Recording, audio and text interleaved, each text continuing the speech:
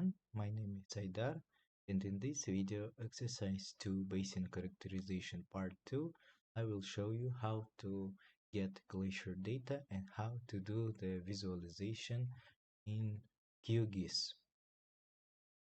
First of all, you need to go to the website GLIMS.org, and here you can find the Trend of Glacial Inventory, that is a global inventory of glacier outlines.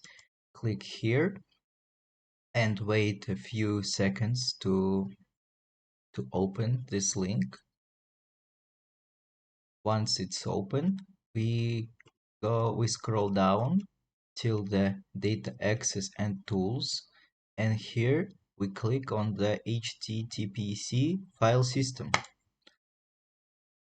Click here and the new tab is open where you need to log in using your Earth Data login.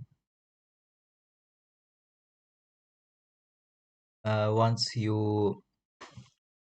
the login is done, you can find the file system where you can find the global files, regional files, readme file, and the whole zip compressed file for all regional files.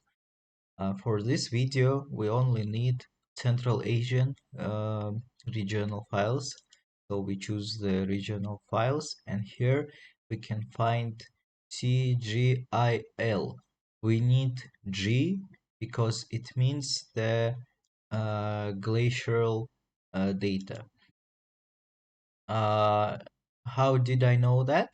I clicked on the README documentation inside of the regional files, and the documentation opens, and here is our information, link to the publication, online access, and link to the online documentation. If we copy, paste it, we go to the online documentation where we have detailed information on this RGI dataset, and here in the data description we can find file naming convention where there are four types of data product: glacier, glacier complex, intersects, and L, center lines. We need the glacial data, so we need the letter G. So I already clicked on the letter G, and here I need to find the Central Asia. I click it and the download starts. It will take a few minutes, so I will cancel it right now because I already downloaded it. Now we need to open QGIS. When we opened QGIS and the download is complete, we can find our files that's been downloaded, and we find it's this compressed zip file. We should extract these files, and in the extracted folder we can again find the readme file that contains documentation, and we need to find the shp file, that is shapefile. Once we find it, we can drag and drop into the QGIS, and here you can see we now have the DM layer for our Zerashan River Basin that we did in the previous videos, and here we can see the shapes of all glaciers in the Central Asia. But we don't need every glacier from Central Asia region, we need only for our watershed. How to do that? We need to click on the vector tab on the top, and look for geoprocessing tools, and here we find the intersection function. So we click on that, and we have input layers where we have our glaciers, and overlay layer. Here we need to choose watershed. After we have chosen necessary options, we click Run, and we wait till the processing is done. The processing is finished, so now we can close our intersection function, and now we can uncheck the box of the visibility of our all Central Asian glacier layers, and now we only have our glaciers only in our area of interest. So here it is, and now it's in the pink color. We can change that by right clicking on the layer. Then the window appears with the symbology. Here we can change to any color of our glaciers.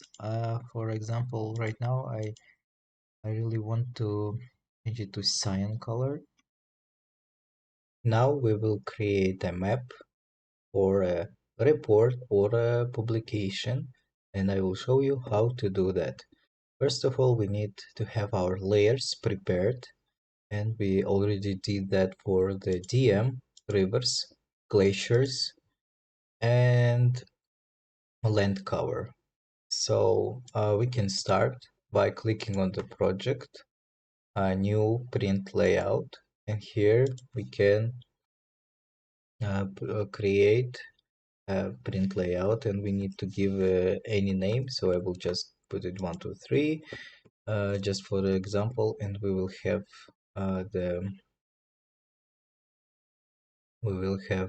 empty canvas where we can create our map. So here we need to click on the add map, create like this, and now we will have the copy of what we have here in the main QGIS window. To adjust, we need to click here, move item content, and adjust the map to the center. Now we can proceed with creating legend, scale bar, and north arrow. So this is how the scale bar is created, and you can adjust the item properties of the scale bar by clicking the scale bar and then going to the item properties. For example, we need meters in our scale bar. Next, we create a north arrow. To create it, we need to click it like here, and then we can create it. If you don't like the design of the north arrow, you can change it in the item properties, for example, like this. If you don't like the design of the default QGIS north arrow, you can always change it here in this using this button. Next, we create the legend by using this legend object, and here is how it looks like, and includes all layers that we have in this layers panel of the QGIS. So right now we don't have on the map meteo stations, RGI, and land cover, and watershed, and OpenStreetMap. We don't need that, so we can uncheck the box auto update, and here we can click on the minus and get rid of that layers that we don't have displayed on our map. And here we can see that the DM has this band 1 elevation gray written here that we don't need, and we need to adjust that by double clicking and deleting that.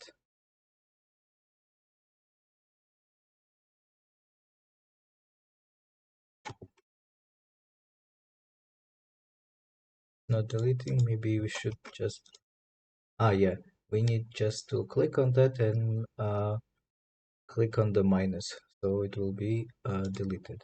Now we need to add our now we need to specify that in the DM we have meters above sea level.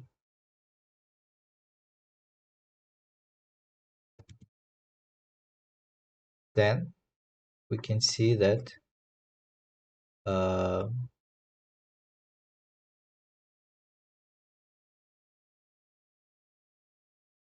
next we can see that we have the glacier data, but it's written intersection here. We need to change that. We double click on this label and write the name Glacier outlines. We also need to adjust the rivers by making the R capital letter. So now the legend looks fine, and we can proceed with the other part, that is overview map. So before doing that, we need to click on our map first, and then lock layers. But before, I'd like to create a frame. That is what I personally like to do in my maps. And then we need to lock layers, so the changes would not be applied to the main map while we are doing changes to our second map with the overview.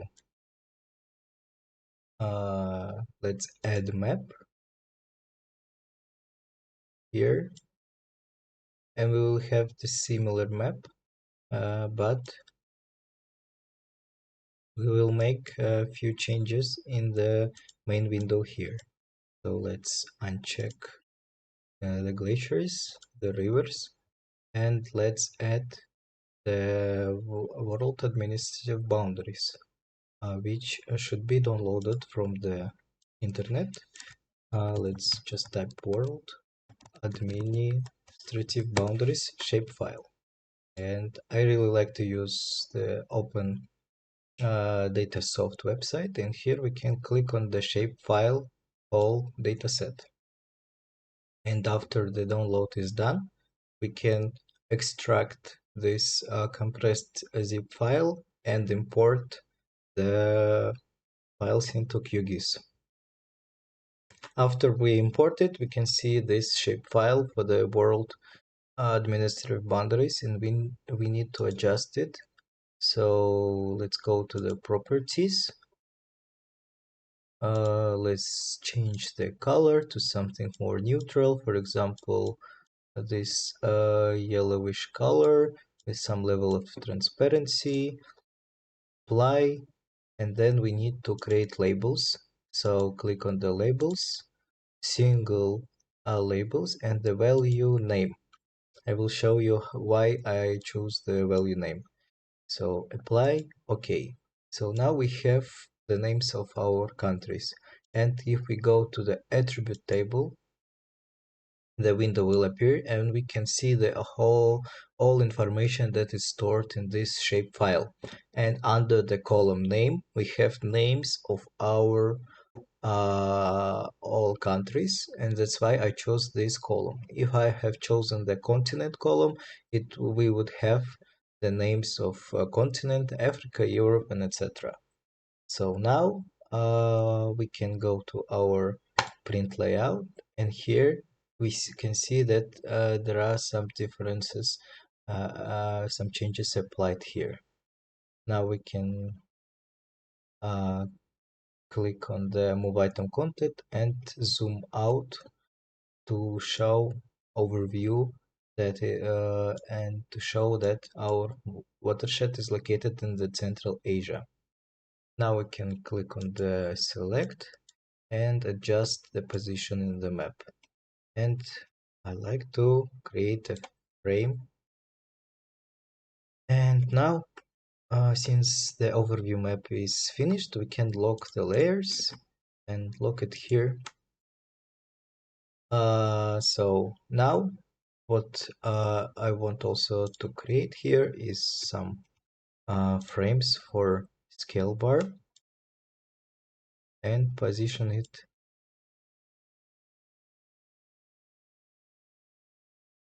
Now I will create this similar thing for the legend.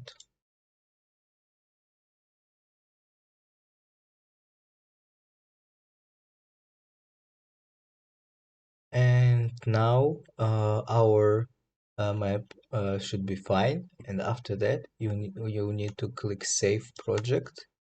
And after that, your project is saved and you can access it later. So let's say you finished it, you closed it, and then you receive the feedback that you need to add some discharge and meteor stations to the map. So I will show the rivers and glaciers layer again, and we need to add discharge station. Let's say the discharge station was at the outlet of the watershed. So we need to create it by clicking on this new shapefile layer. If you don't have a button here, you can go to the layer, create layer, new shapefile layer. And here we need to uh, create to specify geometry type to point, and to click on the three dots to specify the location of our new file. So I will just create it in the documents. So let's say I will call it discharge station,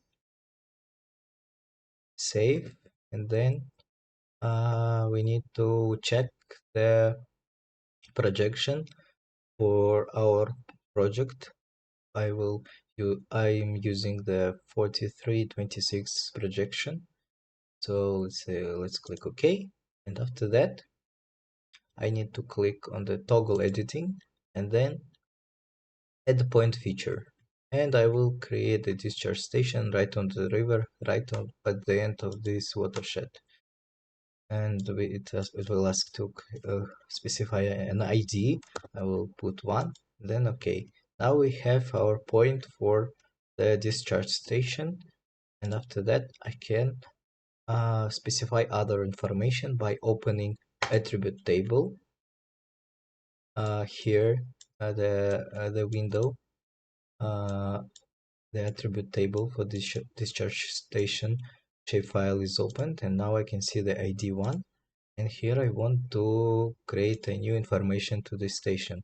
I need to make sure that toggle editing mode is on, and then I will create a new field that is called, for example, the station type. It's not writing other fields, so let's say I'll just type, and then I will go to the type of this field. So I will write text, then OK. So let's write here discharge. Then I will create, for example, name, and then go to the text, then OK. And let's say it's Zarafshan River. Sorry if I misspelled the name. Then I click on the stop editing, save, and now, oh no, it wasn't saved. Discharge Zarafshan. And now I need to save it. Now it's saved, and we can close and check it again. Yeah, our information is saved. Next, we can uh, we can go to the properties and change the symbology to make it diamond. So now we can have our discharge station. We can also add our meteor station at Zerafshan River in the red circles. I already have these discharge stations by their meteor stations by their coordinates. So if you have coordinates, you can also create similar um, shapefile by using this coordinate information at the bottom. Now we can go to the project, go to the layout, and last time I was calling it 1, 2, 3. So here it is, and now we can unlock the map 1 since it was our watershed. Let's call it, double click on it and call it watershed, and the second map was overview. So let's click on the item watershed, unlock it here, and uncheck the box lock layer. And now it's updated, and now we have our stations locations for the discharge and meteor stations. So now we can lock it again, and we need to adjust our legend. Click on the legend and legend items. Here we need to click plus and add the discharge and meteor stations. Click OK, and now we have it.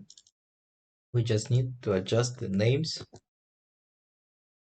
in the label by double clicking.